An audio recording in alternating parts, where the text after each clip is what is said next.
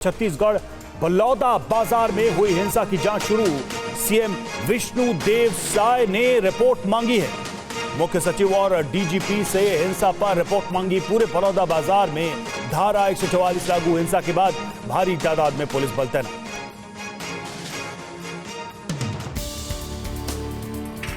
छत्तीसगढ़ के बलौदा बाजार में हिंसा और प्रदर्शन के बाद प्रशासन ने धारा 144 लागू कर दी है। हिंसा के बाद से ही पूरे इलाके में भारी तादाद में पुलिस बल तैनात कर दिया गया है। सोमवार को प्रदर्शनकारियों ने प्रदर्शन के दौरान जमकर हंगामा किया और आगजनी की। इस दौरान सैकड़ों गाड़ियों को आग के हवाले कर दिया गया। पुलिस ने मामले में कई लोगों को हिरासत में लिया है। पुलिस सीसीटीवी फुटेज के आधार पर पुलिस आगे की कार्रवाई कर रही है। हिंसा को लेकर डिप्टी सीएम और गृह मंत्री विजय शर्मा ने कहा कि प्रदेश में कहीं भी सामाजिक सौहार्द बिगाड़ने वाली घटनाओं को बर्दाश्त नहीं किया जाएगा। और बलौदा बाजार में हिंसा के बाद पुलिस पर बीजेपी विधायक मोतीलाल साहू के रिश्तेदार समेत 3 को पीटने का आरोप लगा है। विधायक ने मामले में कार्रवाई की मांग की। बलौदा बाजार में प्रदर्शन के बीच बीजेपी विधायक मोतीलाल साहू के रिश्तेदारों की बेरहमी से पिटाई की गई। पिटाई का आरोप पुलिस के 10 जवानों पर लगा है। विधायक मोतीलाल साहू ने आरोपी पुलिस कर्मियों पर कार्रवाई की मांग की है। पर माहौल शांत हो गया ऐसा बताया गया और निकल रहे थे, उसके बाद में इस तरह से पुलिस वालों के द्वारा घटना किया गया है। ये जांच का विषय है। मैं चाहता हूं कि इसकी जांच हो। वहीं बवाल को लेकर छत्तीसगढ़ के गृह मंत्री विजय शर्मा ने कहा है कि घटना पर कड़ी कार्रवाई होगी। और मोदी मंत्रिमंडल के मंत्री आज संभालेंगे कार्यभार। कल हो चुका है विभागों का बंटवारा। 100 दिन का टारगेट पूरा करने में जुटे मंत्री।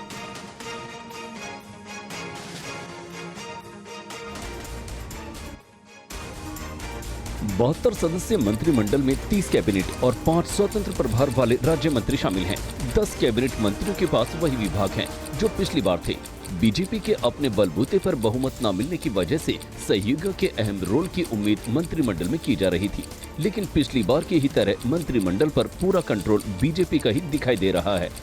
पिछली बार की ही तरह राजनाथ सिंह को रक्षा, अमित शाह को गृह, जयशंकर को विदेश और निर्मला सीतारमण को वित्त मंत्रालय दिया गया है।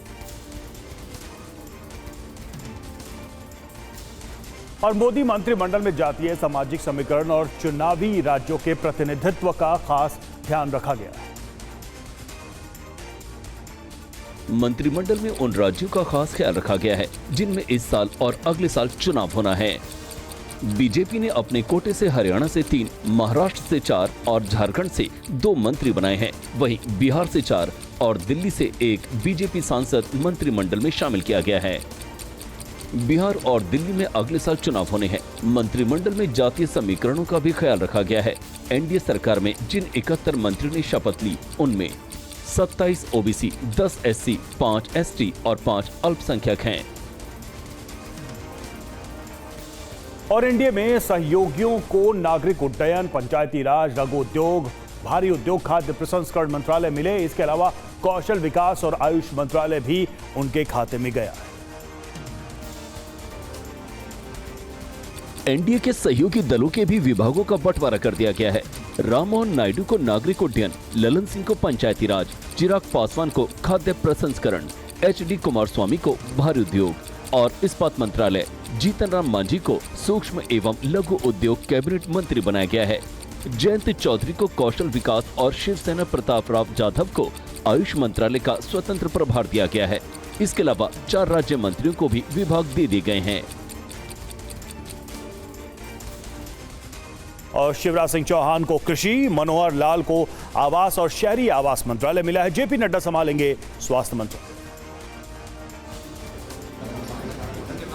एमपी के पूर्व मुख्यमंत्री और लोकसभा में रिकॉर्ड मतों से जीतने वाले शिवराज सिंह चौहान को पहली बार केंद्रीय मंत्री बनाया गया है। शिवराज को कैबिनेट मंत्री बनाया गया और उनको कृषि मंत्रालय दिया गया है। वहीं हरियाणा के पूर्व सीएम मनोहर लाल खट्टर को आवास और शहरी मामलों के साथ बिजली विभाग भी दिया गया है। इसके अलावा जेपी नड्डा को स्वास्थ्य मंत्रालय दिया गया है। नड्डा को मंत्रिमंडल में शामिल करने के बाद बीजेपी अध्यक्ष की तलाश शुरू हो गई है। और मोदी सरकार के तीसरे कार्यकाल की पहली कैबिनेट बैठक हुई। बैठक में पीएम आवास योजना के तहत 3 करोड़ घरों को बनाने के फैसले पर मुहर लगी। तीसरे कार्यकाल में आधिकारिक रूप से प्रधानमंत्री पद का कार्यभार संभालने के बाद नरेंद्र मोदी ने सबसे पहले पीएम किसान योजना की 17वीं किश्त से जुड़ी फाइल को हरी झंडी दी। इसके तहत 9 करोड़ 3 लाख किसानों को लगभग 20,000 करोड़ रुपए आवंटित किए जाएंगे। वहीं एनडीए सरकार की पहली कैबिनेट बैठक में प्रधानमंत्री आवास योजना के तहत 3 करोड़ घर बनाने का फैसला किया गया। ये घर शहरी और ग्रामीण क्षेत्रों में बनाए जाएंगे। केंद्र सरकार की प्रधानमंत्री आवास योजना साल 2015 से चल रही है। और उधर कांग्रेस ने कहा है किसान निधि की फाइल पर साइन करना कोई उपकार नहीं है। जयराम रमेश ने एक्स पर लिखा, पीएम किसान निधि की 17वीं किस्त अप्रैल मई 2024 में मिलने वाली थी, लेकिन आदर्श आचार संहिता लागू होने के कारण इसमें देरी हुई। ऐसे में 1/3 प्रधानमंत्री ने इस फाइल पर हस्ताक्षर करके किसी पर बहुत बड़ा उपकार नहीं किया है। उन्होंने सामान्य और नियमित रूप से होने वाले प्रशासनिक निर्णयों को लोगों को दिए जाने वाले बड़े उपहार के रूप में प्रचारित करने की आदत बना ली है। जाहिर है वो अब भी खुद को जैविक नहीं बल्कि दैवीय शक्ति मानते हैं। और एनडीए सरकार के विभागों के बंटवारे पर आरजेडी नेता तेजस्वी ने तंज किया है। उन्होंने कहा कि बिहार को झुंझुना मिला है। जिस हिसाब से विभागों का जो बंटवारा हुआ, हालांकि ये तो प्रधानमंत्री का है, किसको क्या विभाग देते हैं। काम किसी भी विभाग में होना चाहिए, लेकिन जो बिहार की वजह से आप प्रधानमंत्री बने और मंत्रालय जब बिहार के लोगों को दिया गया तो कहीं ना कहीं से झुंझुना जो है थमाया गया। और कैबिनेट बैठक में पीएम मोदी ने मंत्रियों को कुछ नसीहत दी है। आइए जानते हैं पीएम ने मंत्रियों को क्या निर्देश दिए। कैबिनेट बैठक में पीएम मोदी ने मंत्रियों से कहा वो बेवजह बयानबाजी न करें, अपने मंत्रालय से संबंधित विषयों पर जरूरी हो तभी बोलें, प्रवचन देने से बचें, समय से मंत्रालय पहुंचें। समय से मंत्रालय पहुंचने पर कार्यालय के कर्मचारियों पर भी अच्छा असर पड़ता है। अपने एमओएस को भी फाइल भेजें, मंत्रालय के फैसले में राज्य मंत्री को शरीक करें। पीएम ने नया कार्यकाल शुरू करने से पहले पूर्व प्रधानमंत्री मनमोहन सिंह, एचडी देवेगौड़ा और पूर्व राष्ट्रपति प्रतिभा पाटिल से फोन पर बातचीत की और उनसे आशीर्वाद लिया। और तीसरी बार लगातार प्रधानमंत्री बनने के बाद पीएम मोदी 18 जून को अपने संसदीय क्षेत्र वाराणसी का दौरा करें। 18 जून को पीएम मोदी अपने संसदीय क्षेत्र वाराणसी का दौरा करेंगे। इस दिन पीएम काशी विश्वनाथ मंदिर में जाकर बाबा विश्वनाथ के दर्शन करेंगे और पूजा अर्चना करेंगे। पीएम गंगा किनारे दशाश्वमेध घाट पर होने वाली गंगा आरती में भी शामिल होंगे। इसी दिन पीएम मोदी वाराणसी में किसान सम्मेलन में भी शिरकत करेंगे और किसानों के साथ संवाद भी करेंगे। लोकसभा चुनाव के नतीजों के बाद पीएम मोदी का ये पहला वाराणसी दौरा होगा। पीएम मोदी अपने संसदीय क्षेत्र वाराणसी में चुनाव नतीजों के बाद जनता का आभार प्रकट करने के लिए जाएंगे। और आरएसएस प्रमुख मोहन भागवत का लोकसभा चुनाव को लेकर पहला बयान आया। उन्होंने प्रचार को लेकर सवाल उठाए। जिस प्रकार प्रचार के दौरान हमारे करने से समाज में मनमुटाव बढ़ेगा, दो गठ बटेंगे, आपस में शंका संशय उत्पन्न होगा, इसका भी ख्याल नहीं रखा गया और विनाकारण संघ जैसे संगठनों को भी उसमें खींचा गया। टेक्नोलॉजी का सहारा करके असत्य बातें परोसी गई, नितांत असत्य। क्या शास्त्र का, विज्ञान का, विद्या का ये उपयोग है? सज्जन विद्या का ये उपयोग नहीं करते। और मोहन भागवत ने कहा कि विपक्ष के विचारों की भी अहमियत है। चुनाव लड़ने में एक मर्यादा होनी चाहिए और लोकसभा चुनाव में उसका ख्याल नहीं रखा गया। दो पक्ष है, विरोधी पक्ष कहते हैं, मैं प्रतिपक्ष कहता हूं। वो विरोधी नहीं है, उसको विरोधी मानना भी नहीं चाहिए। वो प्रतिपक्ष है, वो एक पहलू उजागर कर रहा है, उसका भी विचार होना चाहिए। ऐसा जब चलना है तो चुनाव लड़ने में भी एक मर्यादा होती है। उस मर्यादा का पालन नहीं हुआ, क्योंकि उसका पालन होना इसलिए आवश्यक है कि हमारे देश के सामने चुनौतियां समाप्त नहीं हुई। और मणिपुर पर मोहन भागवत ने सरकार की आलोचना की। उन्होंने कहा कि मणिपुर जल रहा है, उस पर कौन ध्यान देगा। अब 1 साल से मणिपुर शांति की राह देख रहा है। उसके पहले 10 साल शांत रहा।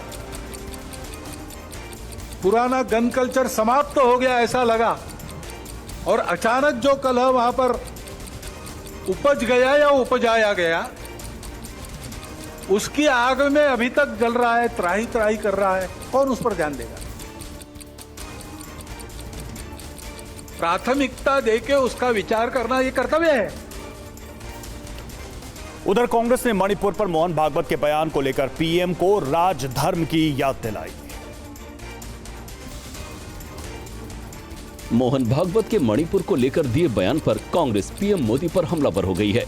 कांग्रेस के मीडिया प्रभारी जयराम रमेश ने एक्स पर लिखा, अगर 1/3 प्रधानमंत्री के विवेक को नहीं महसूस हुआ या मणिपुर के लोगों की बार बार की मांग को नहीं माना गया है, तो शायद श्री भागवत पूर्व आरएसएस पदाधिकारी पर मणिपुर जाने के लिए दबाव बना सकते हैं। याद कीजिए, 22 साल पहले श्री वाजपेयी ने श्री मोदी से क्या कहा था, अपना राजधर्म निभाइए। भागवत ने अपने बयान में मणिपुर के हालात पर चिंता जताई है। और कांग्रेस सांसद राहुल गांधी आज अमेठी और रायबरेली का दौरा करेंगे। उनकी बहन और कांग्रेस महासचिव प्रियंका गांधी वाड्रा भी उनके साथ हैं।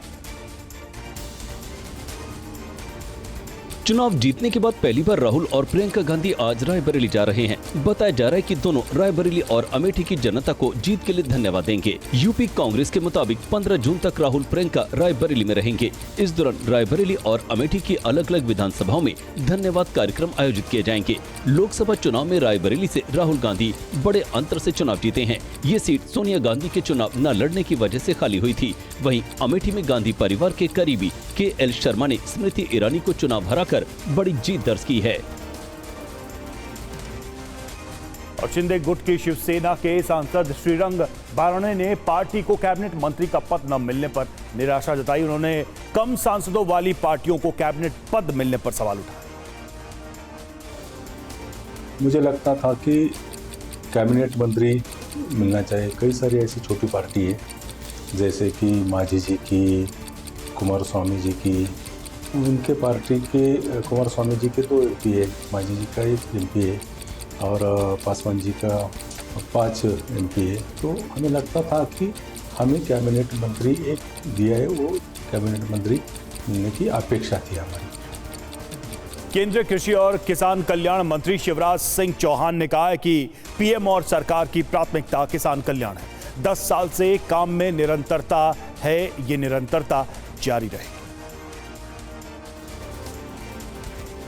देश के नए कृषि और किसान कल्याण मंत्री शिवराज सिंह चौहान ने MP भवन में विभागों के प्रमुख अधिकारियों के साथ पहली बैठक की। बैठक में कृषि और किसान कल्याण राज्य मंत्री भागीरथ चौधरी भी मौजूद रहे। बैठक के दौरान अधिकारियों को सरकार के रोड मैप के हिसाब से किसान कल्याण और ग्रामीण विकास के कार्यों को आगे बढ़ाने के निर्देश दिए गए। कृषि और किसान कल्याण का काम चल रहा है और ग्रामीण विकास के काम भी तेजी से जारी है। और निर्दलीय नवनिर्वाचित सांसद पप्पू यादव के खिलाफ एक कारोबारी ने जबरन वसूली का मामला दर्ज कराया है। बिहार की पूर्णिया सीट से नवनिर्वाचित सांसद राजेश रंजन उर्फ पप्पू यादव के खिलाफ जिले के मुफस्सिल थाने में रंगदारी मांगने के आरोप में केस दर्ज किया गया है। पप्पू यादव पर यह आरोप एक कारोबारी ने लगाए हैं। शिकायतकर्ता के मुताबिक 4 जून को मतगणना के दौरान पप्पू यादव ने उसे अपने आवास पर बुलाया और 1 करोड़ रुपए देने की मांग की। पीड़ित ने पुलिस को दिए अपने बयान में कहा है कि पप्पू यादव ने साल 2021 और 2023 में इसी तरह की मांग की थी। मांग पूरी न होने पर उसे जान से मारने की धमकी दी। और दिल्ली में जारी जल संकट के बीच दिल्ली सरकार और उपराज्यपाल एक बार फिर आमने सामने हैं। दिल्ली सरकार की ओर से LG को मीटिंग का वीडियो रिलीज करने की चुनौती दी गई।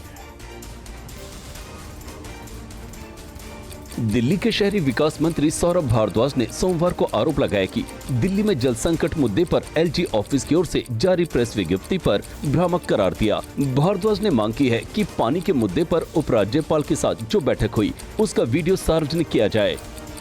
इस व्यवहार को इस तरह से देख रहे हैं कि इनको एक झूठ इस मीटिंग के नाम पे प्लांट करना था, तो मन में डर था, मन में चोर था कि कहीं ये अपने फोन में ना रिकॉर्ड कर लें हमारी बातें, और वो खुद वीडियो पे रिकॉर्ड कर रहे हैं, तो भैया वीडियो को पब्लिक कर दो, हमारे मन में कोई चोर नहीं है। और हिमाचल के दिल्ली के लिए पानी छोड़ने से इनकार के बाद दिल्ली को करारा झटका लगा है। दिल्ली के जल संकट से उबरने के लिए अब नए विकल्प तलाशने होंगे।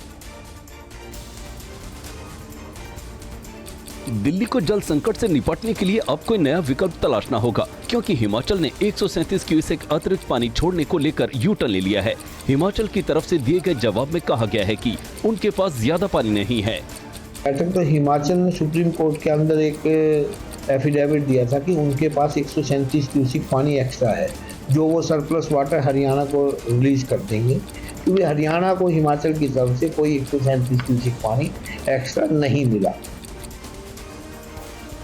और नीट नतीजों के बाद से ही देश में हंगामा जारी है। यूपी के औरैया में भी छात्रों ने नीट परीक्षा का पेपर आउट होने और धांधली के विरोध में प्रदर्शन किया और मामले की सीबीआई जांच की मांग की। ये नीट परीक्षा का पेपर आउट होने के विरोध में यूपी के औरैया में जिला अधिकारी कार्यालय के बाहर छात्रों का प्रदर्शन है। छात्रों ने अखिल भारतीय विद्यार्थी परिषद की अगुवाई में प्रदर्शन कर जिला अधिकारी को ज्ञापन सौंपा और मामले की जाँच सीबीआई से कराने की मांग की। नीट की परीक्षा में जो पेपर लीक हुआ है, उस उद्देश्य से लेके हम सारे लोग आए हैं, हमारे संगठन वाले आए हैं। पेपर लीक हुआ, ये भ्रष्टाचार नहीं होना चाहिए। हम लोग इतनी मेहनत करते हैं, इतनी तैयारी करते हैं और पेपर लीक करवा दिया जाता है, तो ऐसा ना हो। तो अब क्या मांग है सरकार? सीबीआई जांच होनी चाहिए। एक और जहां नीट 2024 की परीक्षा को लेकर देश भर में हंगामा हो रहा है, वहीं लखनऊ की आयुषी अपने नतीजों को लेकर कोर्ट तक पहुंच गई। 4 जून को जारी नेशनल एलिजिबिलिटी एंट्रेंस टेस्ट के नतीजे आने के बाद से ही हंगामा जारी है। कई छात्र सफलता का जश्न मना रहे हैं, तो कई छात्र खुद को ठगा महसूस कर रहे हैं। नतीजे को लेकर लखनऊ को नीट की ओर से जवाब दिया गया है कि OMR शीट डैमेज होने के चलते उनका रिजल्ट जारी नहीं हो सकता। एक तो प्रायर इन्फॉर्मेशन नहीं दी गई थी। जब मैंने लॉगिन किया अपने एप्लीकेशन नंबर से, तो इसमें दिखा रहा था रिजल्ट नॉट जनरेटेड। तो मुझे लगा कि हो सकता है 23 लाख स्टूडेंट्स हैं, ट्रैफिकिंग की वजह से रिजल्ट नहीं आ रहा है। 1 घंटे बाद मेरे पास एक मेल आता है कि मेरी OMR शीट डैमेज्ड और टॉर्न कंडीशन में उनको मिली, इसलिए मेरा रिजल्ट अवेटेड है, वो रिजल्ट शो नहीं कर सकते, उनको स्किप कर दिया रिजल्ट। और जम्मू के रियासी में हुए आतंकी हमले को लेकर देश भर में लोगों ने अपने गुस्से का इजहार किया और सरकार के पाकिस्तान के खिलाफ कड़ी कार्रवाई की मांग की। ये जम्मू के रियासी में आतंकी हमले की वजह से मारे गए श्रद्धालुओं की मौत के खिलाफ गुस्सा है। जम्मू कश्मीर के रियासी, राजौरी और देश के दूसरे हिस्सों में भी बजरंग दल और हिंदू संगठनों ने पाकिस्तान के खिलाफ विरोध प्रदर्शन किया और पुतले जलाए। प्रदर्शनकारियों ने सरकार से आतंकियों के खिलाफ कड़े कदम उठाने की मांग की। कायराना हरकत की और निरंतर यात्रियों पे जो अटैक किया, रियासी में अटैक किया, उसकी हम भरपूर भर्त्सना करते हैं। लोगों की निर्मम हत्या की गई, यात्रियों पे अटैक किया गया मिलिटेंटों की जानिब से पाकिस्तान की शह पे, हम उसकी भरपूर मजम्मत करते हैं। और मुंबई में भारी बारिश के बाद कई इलाकों में जल भराव हो गया, लेकिन BMC अधिकारियों के मुताबिक उन्हें जल भराव की कोई सूचना नहीं मिली। मुंबई और उसके आसपास के इलाकों में पिछले 24 घंटों में भारी बारिश हुई है। इतने ही समय में करीब 50 मिलीमीटर बारिश दर्ज की गई, जिसके चलते कई जगहों पर जल भराव के चलते लोगों को परेशानियों का सामना करना पड़ा। लेकिन BMC अधिकारियों के मुताबिक भारी बारिश के बावजूद कहीं भी भारी जल भराव की कोई सूचना नहीं मिली है। रविवार को भारी बारिश के बाद भायखला, सैन, दादर, मझगांव, कुर्ला, विक्रोली और अंधेरी समेत कई इलाकों में जल भराव हुआ था, जिसके चलते लोगों को परेशानियों का सामना करना पड़ा था। और ठाणे पुलिस ने 1 करोड़ से ज्यादा के गहनों की चोरी के मामले का खुलासा कर दिया है। पुलिस ने आरोपी को गहनों के साथ राजस्थान से गिरफ्तार कर लिया। महाराष्ट्र की ठाणे पुलिस ने 1 करोड़ से ज्यादा का सोना चोरी कर फरार हुए आरोपी को राजस्थान के माउंट आबू से गिरफ्तार किया है। पूछताछ में आरोपी ने माना है कि वो गहने चोरी कर गुजरात होते हुए राजस्थान भाग गया था। पुलिस के मुताबिक आरोपी दिन भर जंगलों में छिपा रहता था और रात में बस के जरिए सफर करता था। पुलिस ने माउंट आबू के जंगल से आरोपी को गिरफ्तार किया और उसके पास से 1 करोड़ 26 लाख का सोना भी बरामद कर लिया है। कोर्ट ने आरोपी को 12 जून तक उसे पुलिस हिरासत में भेज दिया है। और अब आपको तेलंगाना से आई एक ऐसी तस्वीर दिखाते हैं जिसे देखकर आप भी हैरान रह जाएं। तेलंगाना के हनमकोंडा शहर से अजीबोगरीब तस्वीरें सामने आई। यहाँ तालाब में तैरते हुए एक शख्स को लोगों ने शव समझकर पुलिस को इसकी सूचना दे दी। मौके पर पहुंची पुलिस जब उसे पानी से बाहर खींच रही थी, तभी शव समझा जा रहा शख्स उठकर बैठ गया और कुछ सेकंड में खड़ा होकर चलने लगा। शख्स ने पुलिस को बताया कि वो भीषण गर्मी में लगातार रोज 12 घंटे काम करते हुए बहुत थक गया था। इसी वजह से गर्मी और थकान के चलते आराम करने के लिए तालाब में आकर लेट गया था। इस दौरान वो सो गया और लोगों ने उसे शव समझ लिया। और मोदी मंत्रिमंडल के मंत्री आज संभालेंगे कार्यभार। कल हो चुका है विभागों का बंटवारा।